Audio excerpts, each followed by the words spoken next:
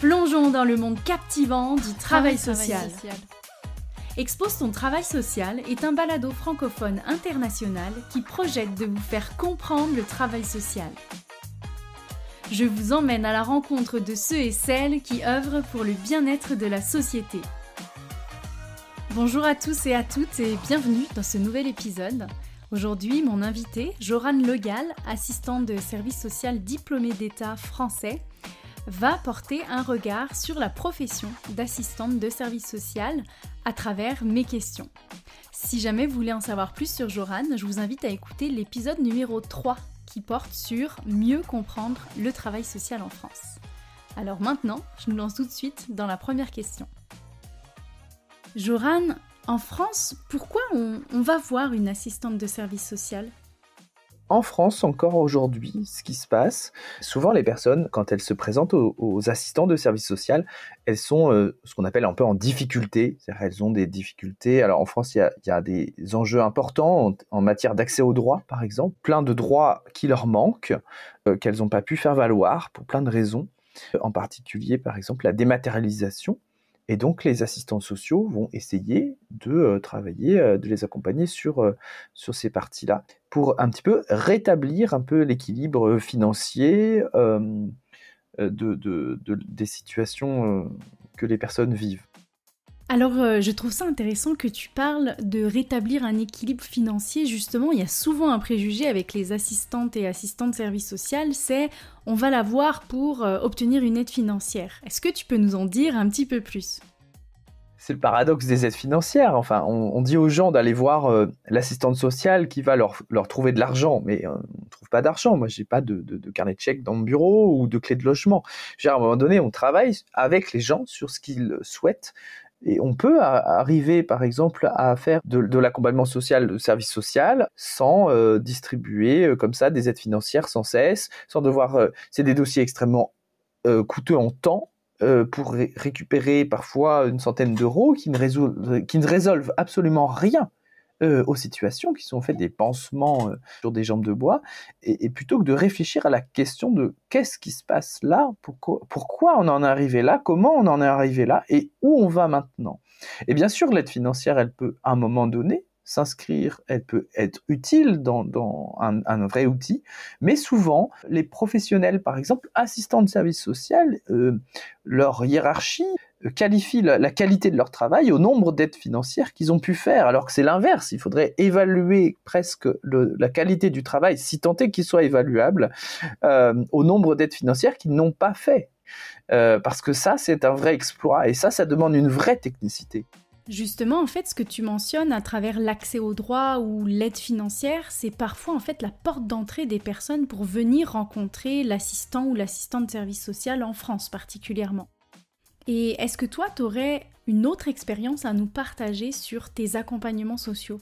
Moi, je travaille par exemple en psychiatrie, et donc j'ai la chance de travailler avec des gens avec qui on peut parler pendant des heures de ce qu'ils vivent, ce qu'ils ont envie de faire, et on peut se concentrer sur autre chose que de l'accès aux droits, et donc travailler ce que moi j'appelle une clinique psychosociale avec leurs paradoxes, avec leurs ambivalences.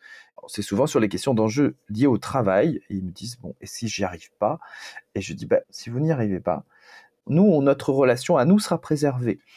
Et donc, ça leur permet d'aller vers quelque chose qu'ils disent avoir envie de faire, comme par exemple travailler en milieu ordinaire, en milieu protégé, en ayant peut-être un peu moins peur que cette relation soit conditionnée à la réussite ou à l'échec de leur projet.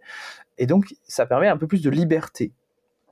Et moi, c'est quelque chose que j'apprécie beaucoup dans la pratique qui m'est permise au sein de l'hôpital, c'est le fait qu'on n'a pas d'objectif à réaliser, en tout cas pas du côté de ce que peuvent réussir ou pas les personnes, et on est vraiment sur un objectif d'accompagnement un peu cousu main, un peu sur mesure, où on a de l'espace pour cheminer ensemble.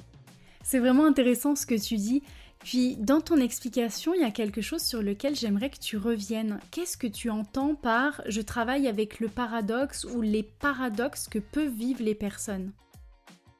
Par paradoxe, j'entends par exemple qu'on vit dans une société où le travail est une valeur extrêmement importante. On dit aux gens il faut travailler, etc. C'est un petit peu la norme, l'assignation. Et moi, je travaille avec des gens qui sont parfois dans une incapacité de travailler pour des raisons de santé, mais qui disent vouloir travailler. Et parfois, les paradoxes des personnes, c'est cette manière qu'ils peuvent avoir, mais qu'on peut tous avoir, de mettre méthodiquement un projet en échec. Parce qu'on n'y arrive pas, et qu'on n'arrive pas non plus à dire qu'on n'y arrive pas. Il y a une illustration très commune qui est que quand on va pour passer un examen ou un concours, il y a une partie de soi parfois, on s'en rend compte, qui a très envie de réussir, et puis en même temps qui a peur de réussir. Parce que parfois, réussir, ça fait plus peur qu'échouer, paradoxalement. Et moi, je travaille avec des gens, par exemple, qui ont pour habitude d'échouer. Voilà. Et donc, réussir, c'est très difficile pour eux. Donc, il faut retravailler ça pour leur dire que c'est pas grave de réussir. Ça ne va pas conditionner, par exemple, la fin de la relation que j'ai avec elle, parce que travailler, ça n'empêchera pas, par exemple, qu'on continue à se voir. Alors qu'il y a beaucoup de dispositifs comme ça dans le service social ou dans le travail social en général qui vont faire qu'une fois que les personnes vont avoir réussi quelque chose, ils vont être privés de la relation à l'autre. Et donc ça, c'est souvent dans les réflexions qu'on peut avoir entre professionnels, on voit souvent apparaître ces paradoxes-là. C'est-à-dire que obtenir un logement quand on est en situation de vulnérabilité, c'est prendre le risque que la personne qui accompagne les démarches qui sont un petit peu liées au mal logement, eh bien, on ne puisse plus être en contact avec elle. Réussir quand on est accompagné par quelqu'un qui est en charge un petit peu de mener avec vous des démarches d'insertion professionnelle, eh ben, s'insérer, entre guillemets, c'est prendre le risque de plus avoir accès non plus à cette relation d'aide qui peut être extrêmement singulière, qui peut être une grande ressource avec des personnes qui sont parfois un petit peu isolés dans leur vie, qui ont peu de contact avec autrui, et là qui ont tout à coup accès à un espace de compréhension qui est extrêmement riche. Alors, c'est très bien expliqué, au moins on comprend bien mieux. Maintenant, j'aimerais qu'on plonge un peu dans les méthodes d'intervention en service social. Quelles sont-elles ? Je sais qu'on peut en distinguer 4. La première, c'est une approche qu'on appelle individuelle. C'est un petit peu l'image qu'on a des assistants sociaux dans leur bureau qui reçoivent une personne à la fois et les autres attendent dans la salle d'attente. On en a souvent un deuxième qui est l'intervention auprès des couples et des familles. Et puis, une modalité d'intervention un peu différente, la dimension plus collective en général. Donc déjà, on peut faire des groupes, par exemple un groupe de parole. J'anime en ce moment un groupe qui parle du travail. Donc on se parle de qu'est-ce que ça veut dire pour soi le travail, et puis tout le monde peut parler de ce qu'il veut. Voilà, donc ça c'est un format de groupe. Et puis enfin, du coup, c'est l'approche avec les communautés.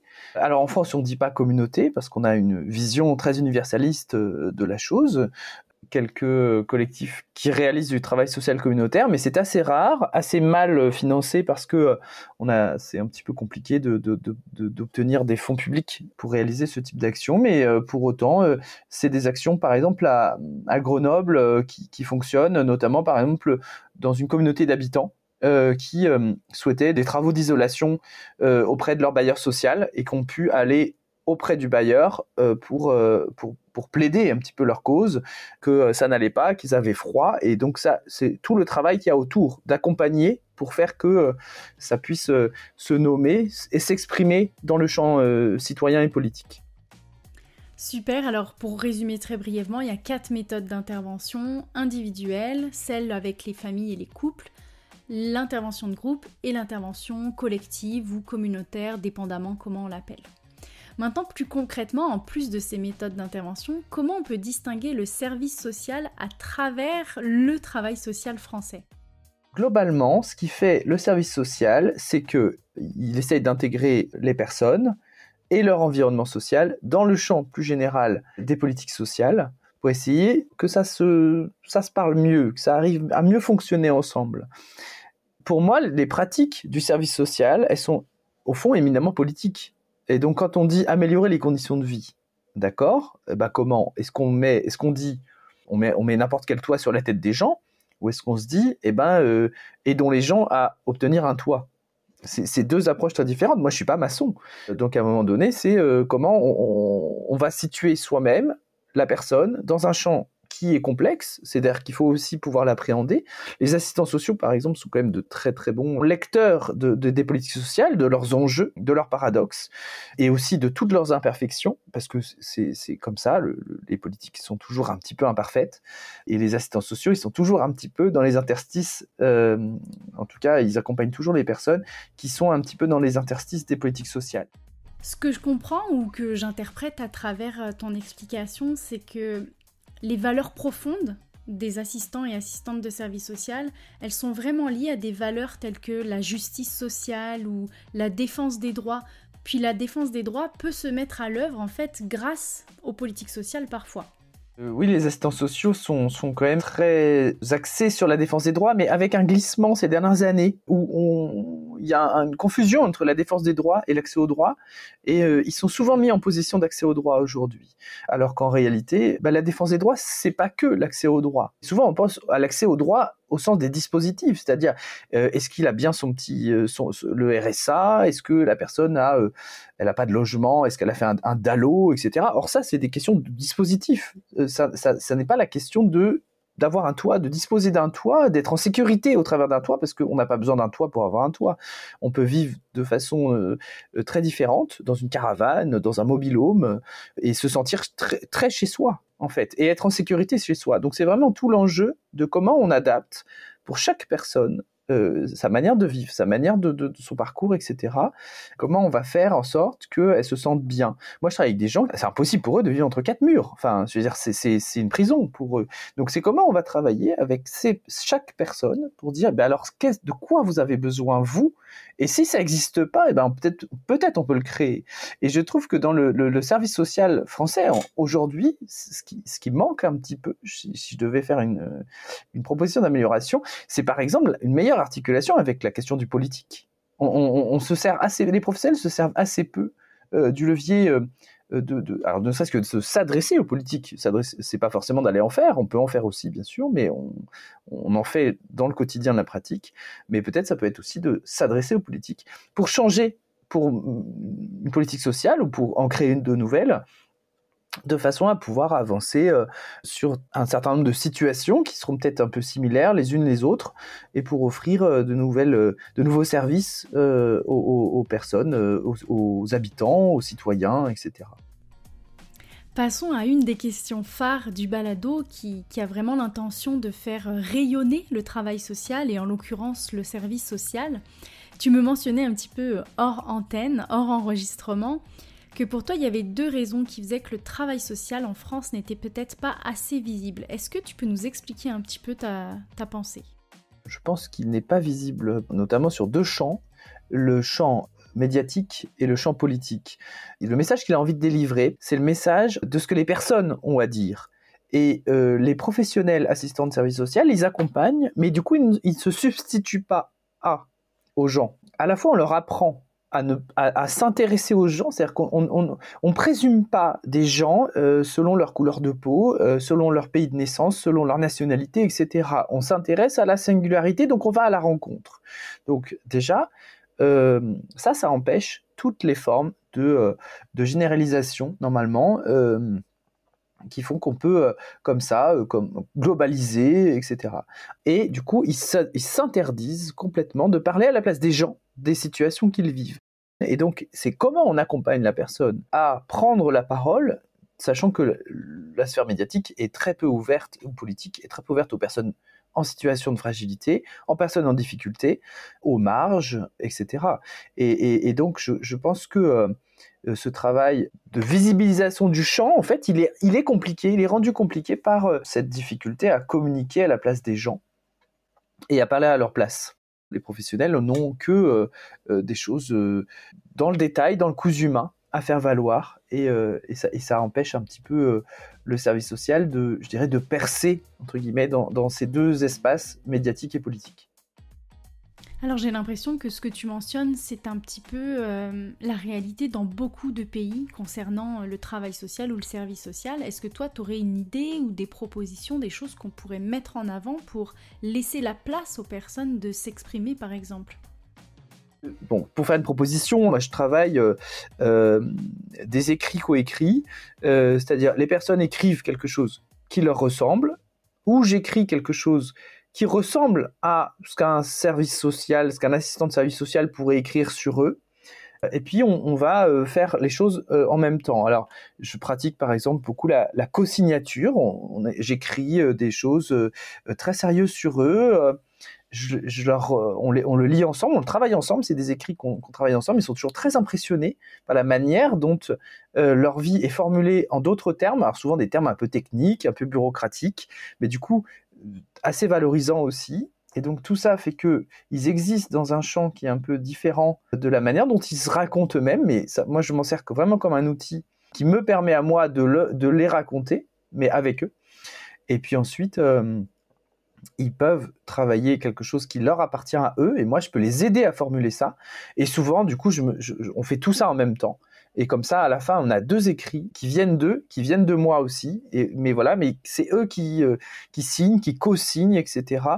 Moi, je dis souvent aux personnes, vous ressortez avec les choses, ça vous appartient, c'est à vous, et c'est pas à moi, dans des antichambres dont vous ne savez rien, c'est des choses qu'on va faire tous ensemble. Et voilà. Et je pense que ça peut être un outil, on est quand même un certain nombre de professionnels à pratiquer comme ça, ça peut être vraiment des outils qui sont porteurs, plutôt que de dire aux gens, pour raconter un petit peu comment ça peut parfois se passer, où on dit aux gens, tenez, on leur tend une feuille blanche, on leur dit signez en bas, on fera la demande et on enverra la demande. Voilà. Et ça, c'est pas pour moi du service social.